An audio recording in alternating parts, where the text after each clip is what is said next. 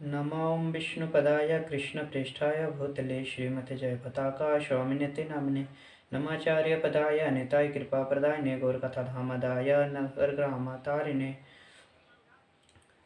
कृष्णाय वासुदेवाय देवकीनन्दनाय च नन्दगोपकुमाराय गोविन्दाय नमो नमः। जय श्री कृष्ण चैतन्य प्रभु नित्यानंद श्री अद्वैत गदाधर श्रीवासादि श्री गौरभक्तवृंद। हरे कृष्णा कृष्णा कृष्णा हरे हरे, हरे राम राम राम हरे हरे। भगवत गीता तीसरा अध्याय 27 नंबर श्लोक। प्राकृते क्रियमाणे गुणक्रमाणि सर्वस्व अहंकार विमूढ़ात्मा कर्ता इति मन्यते। भगवान श्री कृष्ण कहते हैं, जीवात्मा अहंकार के प्रभाव से मोहग्रस्त होकर अपने आप को समस्त कर्मों का कर्ता मान बैठता है, जबकि वास्तव में वह प्राकृतिक के तीनों गुणों द्वारा संपन्न किया जाता है। आप कोई भी कार्य ले लें भौतिक जगत में, प्रभुपाद जी यहाँ पर कहते हैं तात्पर्य में, भौतिकवादी व्यक्ति यह जानता है कि अंतर्गत्वा वह कृष्ण के अधीन है। भौतिकवादी लोग ये नहीं जानता है कि वह कृष्ण के अधीन है। अहंकार बस ऐसे व्यक्ति हर कार्य का स्वतंत्र रूप से करने का श्रेय लेना चाहता है, और यही है उनके अज्ञानता का लक्षण। प्रभुपाद जी कह रहे हैं, हर कार्य को हम लोग भौतिकवादी लोग अपने तरह से करना चाहता है। उसका क्या है, जो श्रेय है वो अपने आप में लेना चाहता है, कुछ नाम कमाना चाहता है। आप देखो कि कुछ लोग ऐसे कहने लगते हैं कि उसके बिना तो पूरा संसार नहीं चलेगा, उसके बिना घर नहीं चलेगा, उसके बिना फैमिली नहीं चलेगा। आप लोग एक दिन हम सब भक्त लोग मिलके कुछ टूर कराते हैं, मायापुर का, वृंदावन का, जगन्नाथपुरी का, हम लोग घूमने जाते हैं। हम लोग के साथ बोलते हैं किसी लोगों को कि आप चलिए भाई, आप लोग चलो मेरे साथ घूमने के लिए, चलिए मायापुर चलिए। बोल सबसे पहले पूछता है कि आपका कितना दिन समय लगेगा। बोलते नहीं 3 दिन में हो जाएगा, क्योंकि हम जहाँ रहते हैं इस्कॉन का जो हेड क्वार्टर वह मात्र 300 किलोमीटर के दूरी पर है।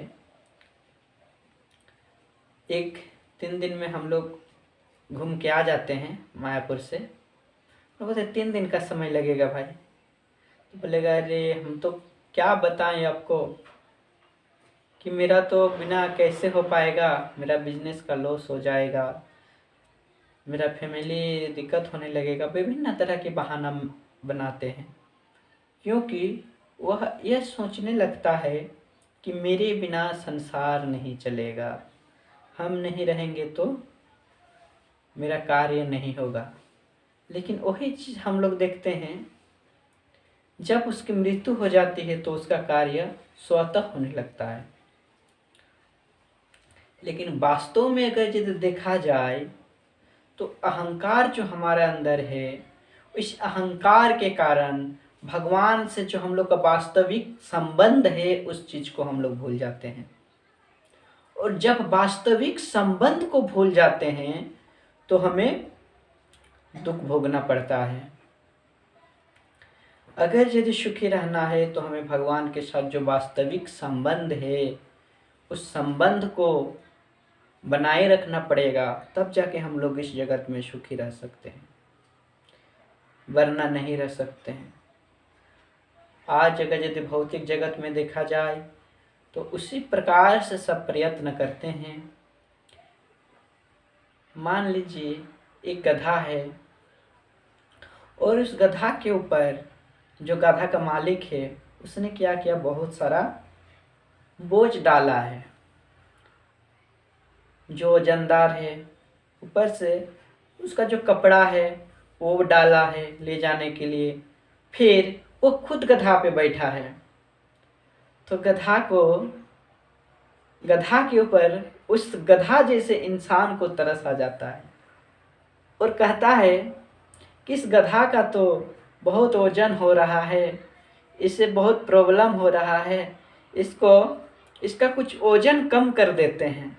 एक बड़ा सा चावल का बोरी क्या करता है, अपना सर पे रख लेता है और वह यह सोचता है कि इस गधा का वजन कम हो गया। तो आप सोचिए, क्या उस गधा का वजन कम होगा क्या? उस गधा का वजन कम नहीं होगा, बल्कि उस गधा से बड़ा गधा तो वो है जो उस वजन को अपना सर पे लेता है। उसी प्रकार हमें लगता है कि ये जो भी कार्य हम कर रहे हैं वह हम कर रहे हैं, मेरे बिना वो कार्य नहीं होगा। कोई ऑफिस में हो तो ऑफिस में सोचेगा हम नहीं जाएंगे ऑफिस, तो ऑफिस का कार्य नहीं होगा। पर वो जब छुट्टी में रहता है तो ऑफिस का कार्य स्वतः होने लगता है। इसी प्रकार जब अर्जुन और कर्ण का युद्ध हो रहा था, बहुत भयानक युद्ध रणभूमि में, तब भगवान श्री कृष्ण अर्जुन के सारथी बने हुए हैं और रथ के ऊपर हनुमान जी बैठे हैं। हनुमान जी और भगवान श्री कृष्ण और फिर अर्जुन रथ पे है, उधर पे कर्ण और कर्ण का जो सारथी है वो बैठा हुआ है। लेकिन जब भगवान श्री कृष्ण के रथ पे बैठे हुए अर्जुन अपने बाण कर्ण के ऊपर चलाते हैं तो कर्ण का रथ 10 कदम पीछे चल जाता है। और जब कर्ण अर्जुन के ऊपर बाण छोड़ते हैं तो अर्जुन का रथ 2 कदम पीछे चल जाता है। लेकिन भगवान श्री कृष्ण कहते हैं उस कर्ण के बाण जैसे अर्जुन के रथ पे आता है और अर्जुन का रथ 2 कदम पीछे चल जाता है। तो इस दृश्य को देख के उसका वाहवाही करने लगते हैं। भगवान कहते वाह वाह वाह वाह, उसका वाहवाही करने लगते, बोलते वाह कर्ण, तुम तो बहुत बड़े योद्धा हो। उसके बहुत तारीफ करने लगते हैं। ये चीज सुन के अर्जुन को समझ में नहीं आता है कि भगवान श्री कृष्ण ऐसा क्यों कह रहे हैं, जबकि वास्तव में हम जब बाण चला रहे हैं तो उसके रथ 10 कदम पीछे चल जा रहा है, वो तो सिर्फ 2 कदम पीछे जा रहा है। फिर कर्ण का मृत्यु हो जाता है और शिविर में आते हैं, उत्साह का वातावरण रहता है, सब उत्साह मनाते हैं। तभी अर्जुन भगवान श्री कृष्ण से कहते हैं कि केशव, आप तो हम उस समय भी भगवान श्री कृष्ण कर्ण का तारीफ कर रहे थे कि महापुरुष था, महान आत्मा था, महान योद्धा था, दानवीर न था। तो अर्जुन थोड़ा क्रोध में आके कहते केशव, आप तो ऐसे उसके तारीफ कर रहे हो कि बहुत बड़े महान कार्य करने वाला है। उस युद्ध भूमि में भी हम आपको देख रहे थे कि जब मैं उसके ऊपर बाण चला रहा था तो उसके रथ 10 कदम पीछे चल जा रहा था, लेकिन वो जब मेरे ऊपर बाण चला रहा था तो मेरे रथ 2 कदम पीछे चल जा रहा था। लेकिन वाहवाही तो आप कर्ण का कर रहे थे। तो भगवान मुस्कुराते हैं और कहते हैं अर्जुन, तुम तो जानते हो, तुम तो मेरे परम भक्त हो, मेरे मित्र हो, तुम तो जानते हो कि मैं कौन हूं। तो अर्जुन कहता है हाँ प्रभु, मैं जानता हूं कि आप त्रिभुवन के मालिक भगवान श्री कृष्ण हैं। और भगवान श्री कृष्ण कहते आप तो हमें भगवत गीता सुनाते समय बड़ा आपका विस्तार रूप, बड़ा रूप दर्शन कराए हैं, जिसमें पूरे ब्रह्मांड सम्मिलित हो जा रहा है और पूरे ब्रह्मांड का उत्पत्ति हो रहा है। ये हम जानते हैं कि आप परमेश्वर भगवान हैं। तो भगवान कहते हैं, अर्जुन जब हम ये तुम जानते हो कि हम भगवान हैं और पूरे त्रिभुवन का वजन लेके, त्रिभुवन का भार लेके हम तेरा रथ पे बैठे हुए हैं, ऊपर से हनुमान जी जो रथ के ऊपर बैठा हुआ है, वो रथ के ऊपर विराजमान है, और इस रथ को कर्ण ने 2 कदम पीछे ले जाता है जब उसके बाण से। तो तुम बताओ कि कौन श्रेष्ठ हुआ, कर्ण या तुम? अर्जुन नतमस्तक हो जाता है। और जब महाभारत के लास्ट में जब पता चलता है भरभरी के माध्यम से, तो पूरी तरह पता चलता है कि सारा युद्ध का निष्कर्ष किसके ऊपर है? भगवान श्री कृष्ण के ऊपर है। आप लोग कुछ नहीं किए हैं, ये सब पहले मारा जा चुका है। भरभरी बताते हैं सभी पांडवों को, 5 पांडवों को। तो हम लोग इसी प्रकार से जब भगवान को समझने के लिए इनकार कर देते हैं, भगवान को मानने के लिए इनकार कर देते हैं, तो हम भगवान से वास्तविक जो संबंध है इसको भूल जाते हैं, और अहंकार के कारण हमें वो कृपा प्राप्त नहीं हो पाता है, और हम हमारे मनुष्य जीवन को व्यर्थ गवा देते हैं। भक्ति के लिए समय नहीं निकाल पाते हैं, भगवान के नाम का जप करने के लिए समय नहीं निकाल पाते हैं, धाम घूमने के लिए समय नहीं निकाल पाते हैं, क्योंकि हमें लगता है कि सब हमारा ऊपर निर्भर करता है।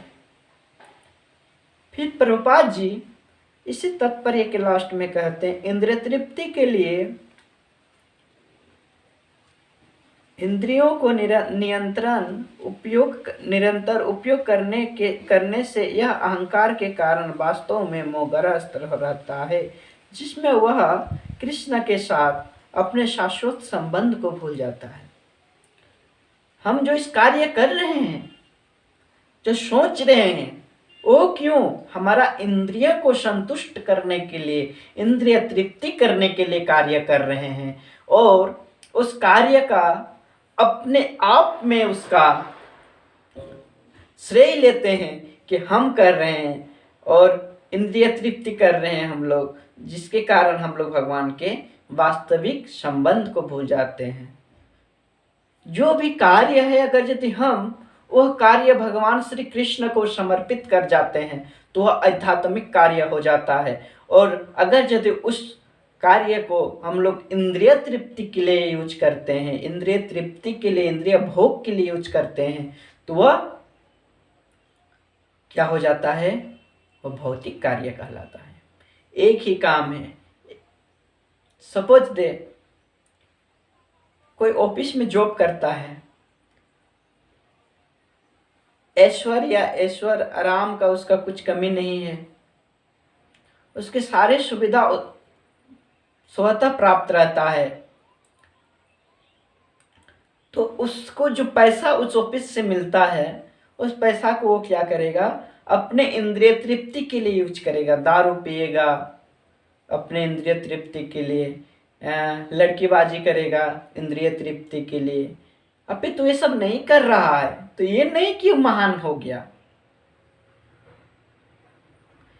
ये नहीं कर रहा तो क्या कर रहा है? घर में आ रहा है, मुर्गा काट के खा रहा है, या फिर सब्जी काट के खा रहा है। जो भी खा रहा है अपने इंद्रिय को संतुष्ट करने के लिए कर रहा है। और जब हम सिर्फ और सिर्फ अपने इंद्रिय को संतुष्ट करने के लिए जो कार्य करेंगे, वो कार्य क्या होगा?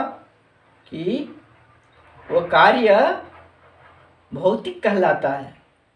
और वही कार्य, वही प्रोसेस, लेकिन जब हम उसमें केवल और केवल कृष्ण को ऐड कर देते हैं, कृष्ण को जोड़ देते हैं, तो वह पूर्ण हो जाता है, वह आध्यात्मिक कार्य कहलाता है। जिस प्रकार एक के बाद हम कितनों भी जीरो लगाएं तो वह 10 गुना बढ़ते जाता है, लेकिन वही एक को अगर यदि हटा देते हैं तो वो क्या होता है कि वो अब कितनों जीरो लगाइए, जीरो लगाइए, जीरो लगाइए, जीरो का मान जीरो ही रहेगा। तो एक कौन है? कृष्ण है, भगवान है। जब हम हर कार्य में भगवान को जोड़ देते हैं तो क्या होता है? आध्यात्मिक होता है, और उस समय हम जितने जीरो लगाएंगे उसका मान 10 गुना बढ़ते जाएगा। किस प्रकार हम कृष्ण की सेवा में लगाएं? जैसे कि वही कार्य हम ऑफिस में जॉब कर रहे हैं, पैसा मिल रहा है, भगवान का ऑल्टर, भगवान के घर में मंदिर बनाया है, जो भी उससे सब्जी खरीद के ला रहा है, जो भी खाना बना रहा है, वो केवल सोचे कि हम भगवान के लिए बना रहे हैं, वो भगवान के लिए बनाएं, भगवान को भोग लगाएं। सिंपली वो क्या होगा? आध्यात्मिक कार्य कहलाएगा।